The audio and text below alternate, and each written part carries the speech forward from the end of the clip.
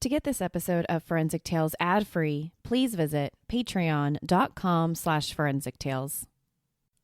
Forensic Tales discusses topics that some listeners may find disturbing. The contents of this episode may not be suitable for everyone. Listener discretion is advised. In 2004, 22-year-old Nila left poverty behind in the Philippines. She dreamed of her slice of the American dream. Shortly after arriving in the U.S., she met a much older man who promised to take care of her and her family. But only 5 years later, her American dream ended when she was tragically shot and killed during a hunting accident. Although her death was ruled an accident, not everyone agreed. This is Forensic Tales, episode number 160, the Leonila Stickney story.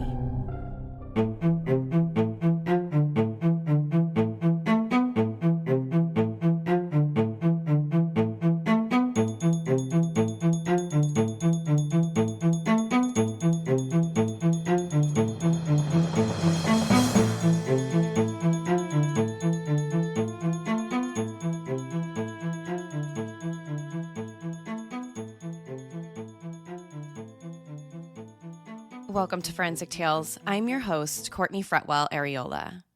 Forensic Tales is a weekly true crime podcast covering real, spine-tingling stories with a forensic science twist. Some cases have been solved with forensic science, while others have turned cold. Every remarkable story sends us a chilling reminder that not all stories have happy endings. As a one-woman show, your support helps me find new compelling cases, conduct in-depth, fact-based research, and produce and edit this weekly show. As a thank you for supporting the show, you'll get early ad-free access to weekly episodes, shout-outs and episodes, priority on case suggestions, and access to weekly bonus episodes. Before we get to the episode, we've got a few new supporters that I want to thank. Thank you so much to Andrea, Tony, and Roberto for becoming the show's newest patrons. To support Forensic Tales, please visit patreon.com/Forensic Tales, or simply click the link in the show notes. You can also support the show by leaving a positive rating with a review. Now, let's get to this week's episode. A little after 1:30 p.m. on October 24th, 2009, a 911 call came into the Gregory County Sheriff's Department in rural South Dakota. Gregory is a small farm country with less than 5,000 people. It's a place where everyone knows everyone. The only other people to visit Gregory are hunters. According to its website, Gregory County, South Dakota is a hunter's paradise. Each year, their hunting season attracts experienced hunters from across the country. It's a spot especially popular among deer hunters. But because the hunting culture is so prominent in this part of South Dakota, they also have a saying: if you want to murder someone, you take them hunting. On October 24th, 2009, a caller told 911 that there had been an accident. His friend had accidentally been shot in a hunting accident, and they were on their way to the nearest trauma center. By 1:40 p.m., a man driving a pickup truck with a female passenger pulled up to the emergency room in Gregory. When the hospital staff pulled the female passenger out of the pickup, they saw she had a single gunshot wound to the left side of her chest. Just as doctors and nurses started to work on her, the Gregory County Sheriff's Department arrived at the hospital.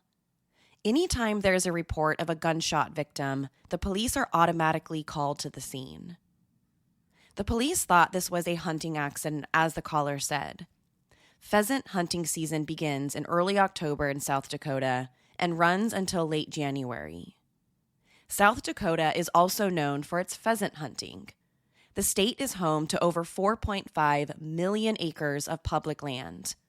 Even many private landowners will allow hunting on their property during pheasant hunting season. So it wasn't uncommon for the police to hear about hunting accidents around this time of the year. Maybe this was simply another accident by an inexperienced hunter. When police arrived, they needed to speak to the driver immediately. They needed to determine what happened and figure out if this was just a tragic hunting accident. Right away, the officers recognized him as one of their own. It was 52-year-old Russell Bertram, the former Sioux Falls, South Dakota police chief. Russell Bertram told the deputies that the shooting victim was his 26-year-old fiancée, Leonila Stickney. According to Russell, he and Leonila went on a hunting trip together that afternoon. As an experienced hunter himself, he wanted to take his fiancée with him that day so that they could go hunting together. Although Leonila had never been hunting before, he said she asked him if she could go, and he said yes. During the hunting trip, he said they drove to a section line road about 7 miles north of Gregory. He shot 2 pheasants and put them in the back of his pickup truck. He then said they drove a little farther down the road, where he got out again and saw another pheasant. He took his 12-gauge shotgun out of the pickup truck, where he shot the 3rd pheasant and put it in the back with the others. This is when he said the accident happened. According to Russell, after he collected the 3rd pheasant, he opened the front driver's side door while holding his shotgun. As he was getting inside, he said Leonila grabbed the front barrel of the shotgun and said, "Kiss me." Just as she pulled the barrel, Russell said the gun accidentally went off, and Leonila was shot on the left side of her chest. After that, he immediately called 911 and drove her straight to the hospital. While Leonila went in for emergency surgery, Russell went with Gregory County Sheriff Deputy Tim Dre to where the shooting happened. Everything about Russell's story pointed towards a tragic accident, but they needed to make sure everything added up. By all accounts, Russell was a well-experienced hunter, so it seems strange someone like him would be involved in a hunting accident. When they arrived, Russell showed Deputy Dre where it happened, a small dirt road that was hard to see from the main road or surrounding area. The two of them got out of the patrol car and started searching the area for Russell's shotgun shell casings. After several moments searching through the dense weeds, they found a spent shotgun casing. This lines up with Russell's story because he said right before the accident he shot a pheasant. So the single spent shell casing made sense. Deputy Dre could also see tire tracks in the dirt road, which also lined up with the story. But something about what happened didn't sit right with the deputy. Russell was a former police chief and experienced hunter, so he knew that he was exceptionally experienced with guns. It seemed odd that he would have brought the shotgun into the front cabin of the pickup truck without making sure his gun was safe and wouldn't go off. Any experienced hunter or former police chief would secure their gun before entering the truck, especially if he knew his fiancée wasn't a skilled hunter, and in fact, she had never fired a gun before. Although it seemed a little out of character, everything about Russell's story seemed to check out. The single spent shotgun casing from shooting the pheasant and the tire tracks in the dirt suggested that this is where the shooting happened. When Russell and Deputy Dre returned to the hospital, they learned that Leonila didn't survive. She died on the operating table. Leonila Stickney was only 26 years old. At the hospital, the police got another clue that supported Russell's story. Inside the back of the pickup truck were 3 dead pheasants. 2 of them were cold, suggesting that they had been shot much earlier, but the 3rd was still warm, indicating that it had been freshly shot. This discovery lined up perfectly with his story that he had recently shot one before getting into the truck. They also found Russell's 12-gauge shotgun. The barrel of the gun was lying on the center console, and there was blood on the passenger side seat where his fiancée was sitting. Everything you'd expect to see if this was an accident, like Russell said. Although the police had their suspicions early on, the evidence pointed towards a tragic accident. Around 2:00 a.m. after the shooting, Russell called his fiance's family living in the Philippines to break the news, which was devastating for them. Leonila, who went by Nila, was raised in a poor jungle community in the Philippines. She was raised by her mother and father and had 7 siblings, 3 brothers and 4 sisters. She wanted to improve her life, so she moved to the United States as an adult. Living in the U.S. would give Nila many more opportunities she didn't have in the Philippines. Nila was described as always being an overachiever. If she set her mind to something, she did it, and nothing was going to stop her. She also had a passion for dancing. To escape poverty, Nila came to the U.S. from the Philippines in 2004 as a 22-year-old mail-order bride of 73-year-old David Stickney. The arrangement was for Nila to move to the U.S. and get her citizenship in exchange for marrying 73-year-old David Stickney. Now, despite their 51-year age difference, Nila did it to have a better life in the States.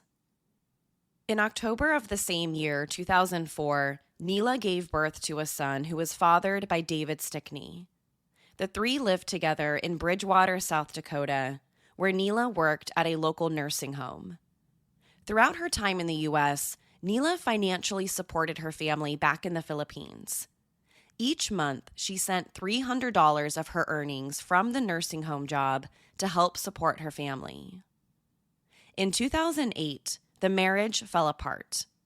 4 years after she left the Philippines to become a mail-order bride to David Stickney, she left. After the separation, their 4-year-old son stayed with David in Bridgewater, and Nila left. Although they were separated, Nila regularly spoke with her son and made regular trips to visit him at his father's house. Shortly after separating from David, Nila met Russell Bertram. Russell was 56 years old and Nila was 26. Although she was still legally married to David, she and Russell began dating, and shortly after that, they were engaged. 2 days after the shooting, the Gregory County Medical Examiner performed Nila's autopsy. He determined that she died from a single gunshot wound to the left side of her chest. The examiner also determined that she had been shot from close range. Because she had been hit so close, shotgun pellets had entered her body, causing a lot of internal damage to several different organs. But the medical examiner couldn't determine if the shooting was an accident or something else. According to the medical examiner, the survivability from this type of injury was practically 0. Nila had no defensive wounds on her hands or arms, indicating she was shot quickly and likely didn't have time to react. But the most troubling part of the autopsy didn't come from the gunshot wound itself. During the autopsy, the medical examiner discovered Nila was a few weeks pregnant when she died. Russell told the police he didn't know his fiancée was pregnant, and this was a complete shock because he had a vasectomy decades earlier in the late 1970s. 3 days after the shooting, he allowed investigators to take his shotgun to dust it for fingerprints. If Nila's fingerprints were on the barrel, that would support Russell's story about what happened. But they didn't find any when the shotgun was tested for fingerprints. None belonged to Russell or Nila. Now, that doesn't mean she didn't grab the barrel like he said. It just means they couldn't find any evidence to prove this part of his story. 5 weeks after the shooting on November 30th, Nila's manner of death was officially reported as an accident. But this ruling didn't stop the Gregory County Sheriff's Office from investigating. Something about how Nila was shot didn't make sense.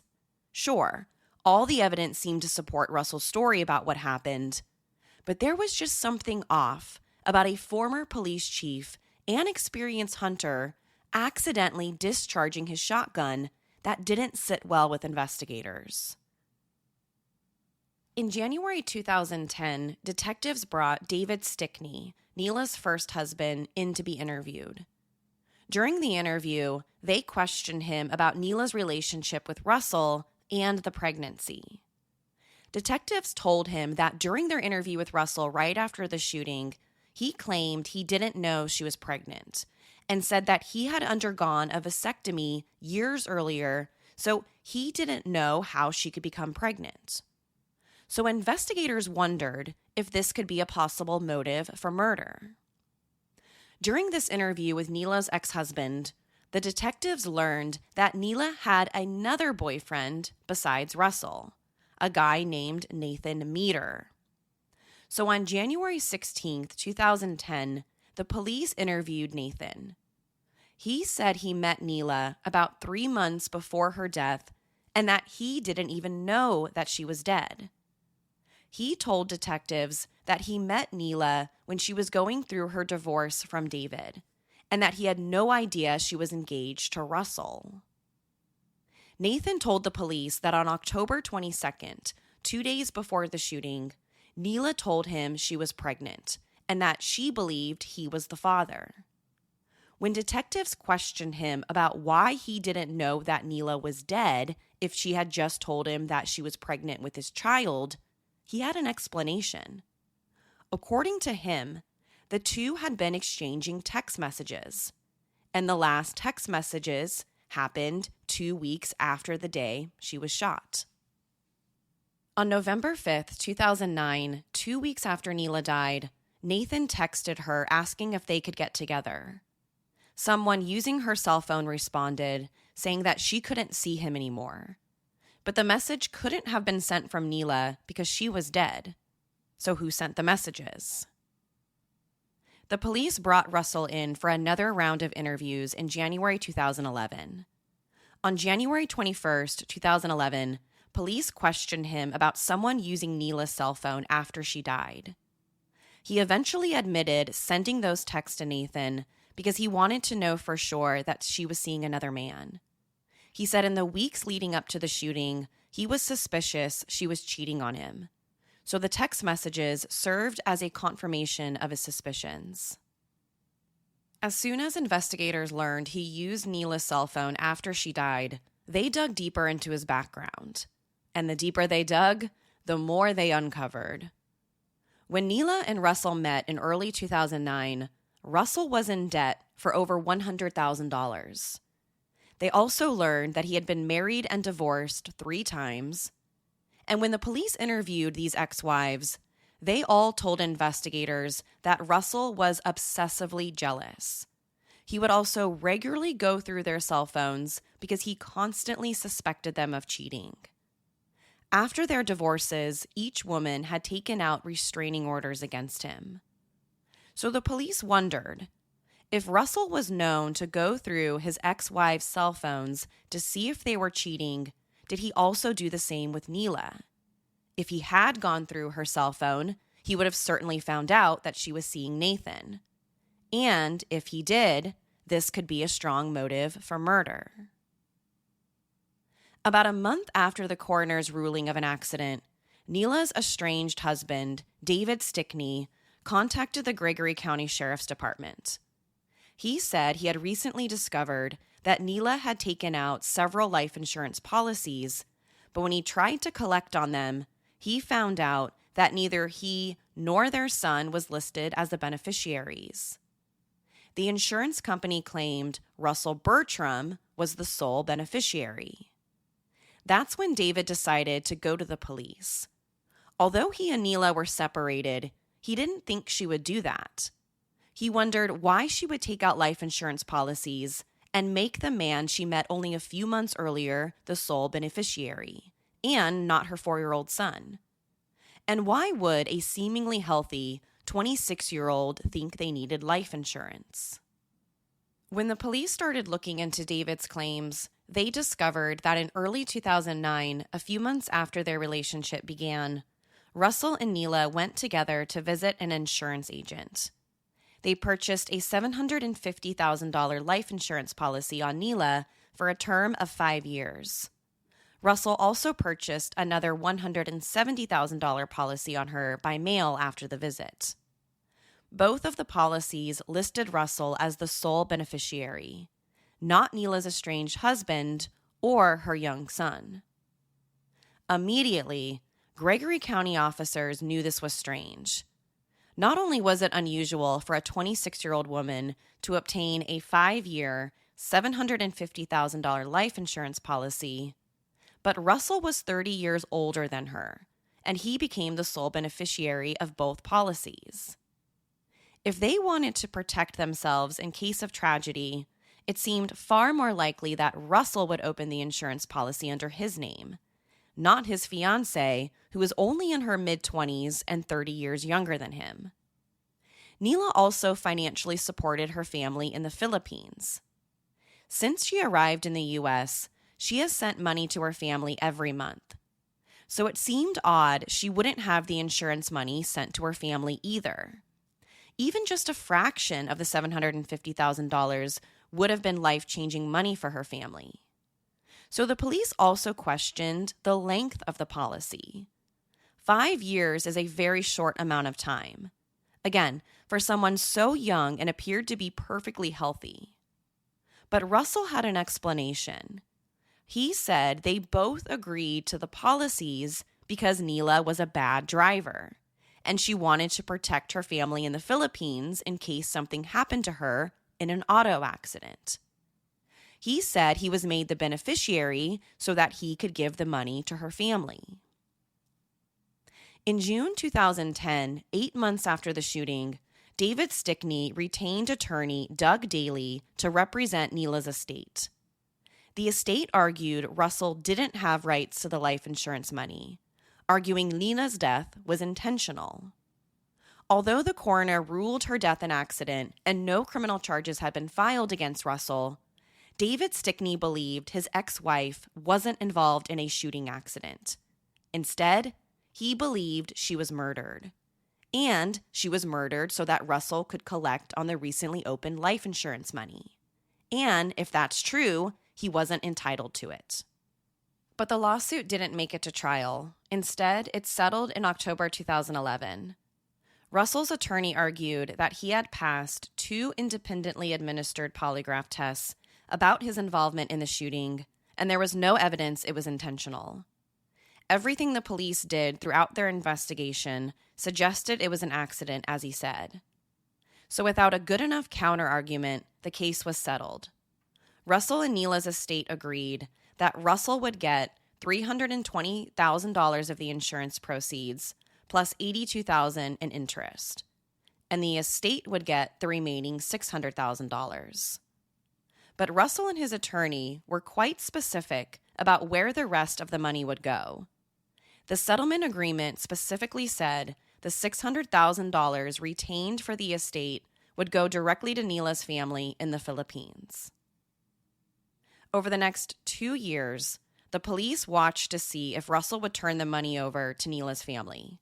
If he did, it might decrease their suspicions. And if he didn't, that would raise additional alarm bells.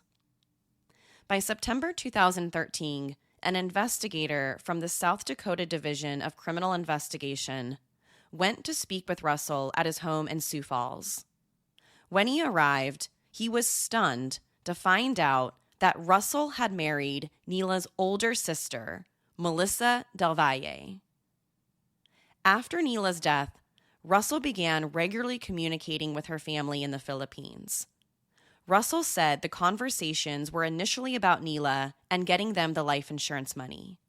But over time, the relationship between him and Neela's sister Melissa grew. And by July 2013, she moved to South Dakota with her daughter, and the two got married. Russell was now married to his ex-fiancee's sister. Another year passed, and by January 2014, investigators were at Russell's door again.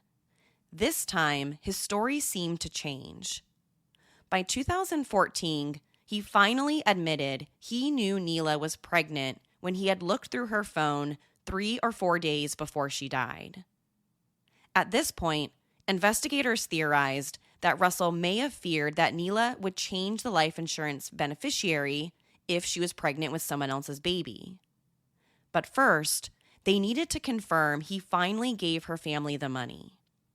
In August of 2014, the police sat down and spoke with Neela's sister, Melissa, who was now married to Russell.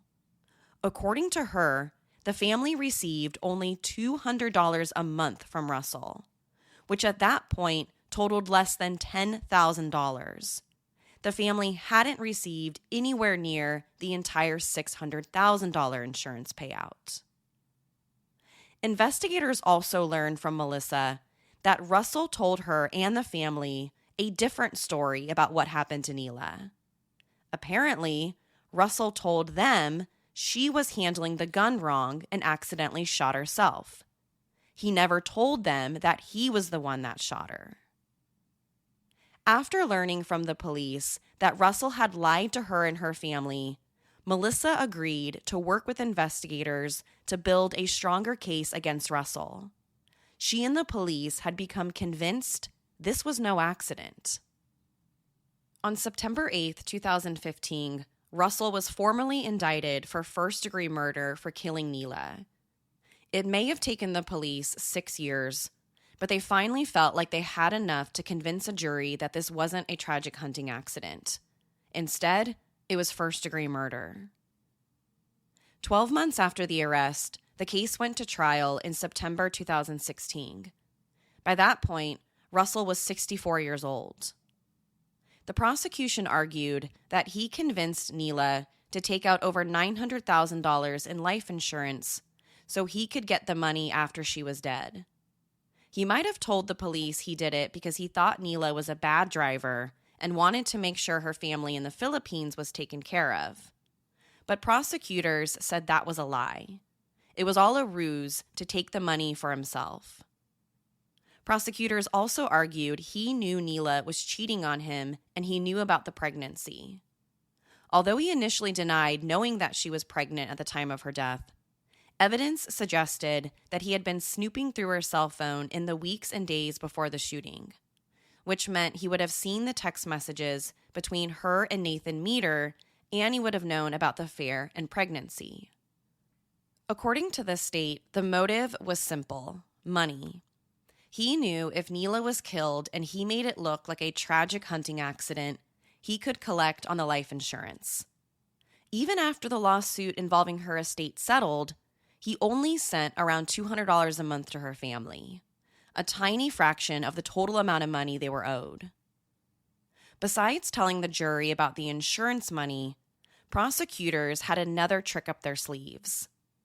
They presented evidence that Russell used Neela's cell phone 2 weeks after she was killed to text Nathan Meter saying she couldn't see him anymore. This proved that he knew about the affair and the pregnancy. On top of the money, this was motive enough to kill Neela. Russell's defense presented a much different story. Although they admitted he used Neela's cell phone after she died and he knew about the pregnancy, they argued this wasn't motive enough for murder. Neither was the money. At trial, Russell maintained Neela's death was a total and complete accident. He didn't take her on the hunting trip to kill her, and he never meant for the shotgun to go off. It was an accident. But convincing the jury was impossible. On September 26, 2016, Russell was found guilty of first-degree murder. Although the forensic evidence at the scene all seemed to support his story about what happened, they just didn't buy that this was an accident. Immediately after his conviction, he was sentenced to life in prison without the possibility of parole. But he wasn't going to go away without a fight. As soon as his sentence was handed down, he appealed. In his appeal, he argued the court violated his constitutional rights to a fair trial based on 2 issues. The first issue was that the trial court didn't allow Russell's polygraph results to be presented as evidence. According to his defense attorneys, Russell took and passed 2 separate polygraphs about his involvement in the shooting, but they weren't allowed to tell the jury about them at trial. In most criminal cases, polygraph test results are inadmissible in court. In many cases, the polygraph results are unreliable or inaccurate, and the tests don't reach the standard required for evidence. Normally, this works in the opposite direction. Most of the time, police and prosecutors want polygraph results to be admitted into evidence because usually the suspect fails, and they want the jury to hear about it. But this case is a little bit different, because this time you've got the defense arguing the polygraph should have been admitted because he passed them. His lawyers argued that under the Sixth Amendment's Confrontation Clause, he was entitled to present the results of his polygraph tests as part of an effective cross-examination. The second issue up for debate on appeal was evidence the prosecution presented against Russell. During the trial, prosecutors told the jury about several affairs he had outside his relationship with Neela. He had multiple sexual encounters with an exotic dancer in September and October 2009. He also had affairs with 2 other women on October 19th and 20th, 2009. But on appeal, Russell's attorneys argued that these affairs were irrelevant, and this evidence should have been thrown out. When it came to the first issue about the polygraph, the appellate court disagreed with Russell's defense. The court argued it wasn't a Sixth Amendment constitutional issue because the Sixth Amendment doesn't require a court to admit polygraph test results into evidence. The court also considered whether this issue simply involved evidentiary rules. In other words, was the polygraph test admissible under South Dakota's rules of evidence? Again, the court said no. According to the appellate court, polygraphs shouldn't be admissible because of, quote, dubious scientific value. This essentially means the evidence has, quote, no general scientific acceptance as a reliable and accurate means of ascertaining truth or deception. It is not reliable. It had no probative value, and it is likely to be given significant, if not conclusive, weight by the jury, so that the juror's traditional responsibility to collectively ascertain the facts and adjudge guilt or innocence is thereby preemptive. End quote. Unlike cold, hard forensic evidence, polygraphs aren't good enough. When it came to the second issue about the affairs, the court once again disagreed. They believed that these relationships right before Neela's murder were relevant to the case. They were relevant because they established motive. In the end, the court denied Russell's appeal for a new trial and affirmed his original conviction and sentence of life in prison. Jealousy and greed was the motive behind the murder of 26-year-old Leonila Stickney, a young woman who left the Philippines and traveled to the U.S. to start a new life. Instead, that new life was shot down by a former police chief. For years, her killer made it seem like an accident, even staging the forensic evidence. He would have gotten away with the murder if it weren't for the relentless investigation by Gregory County police officers. Russell Bertram will spend the rest of his life in prison.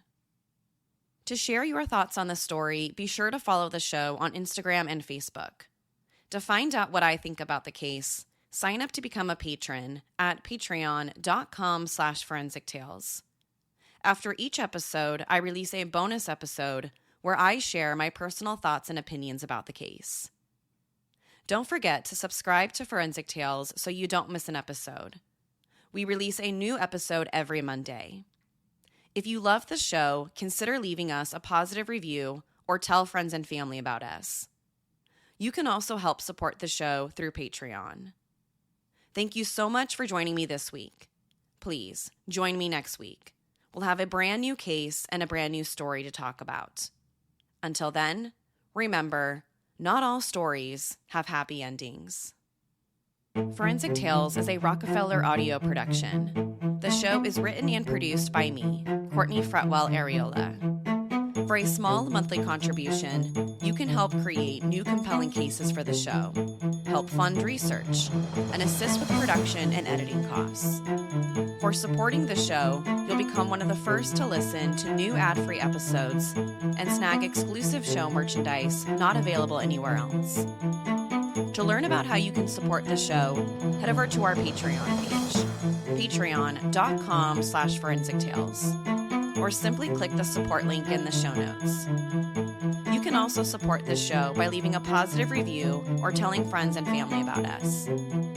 Forensic Tales is a podcast made possible by our Patreon producers, Tony A., Nicole L., David B., Nicole G., Paula G., Christine B., Karen D., Sherry A., Elizabeth M., Michael D., Lisa S., Nicola, Nora, and Roberto R.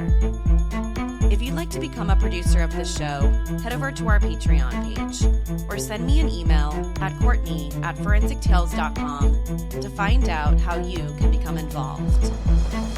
For a complete list of sources used in this episode, please visit forensictales.com. Thank you so much for listening. I'll see you next week. Until then, remember, not all stories have happy endings.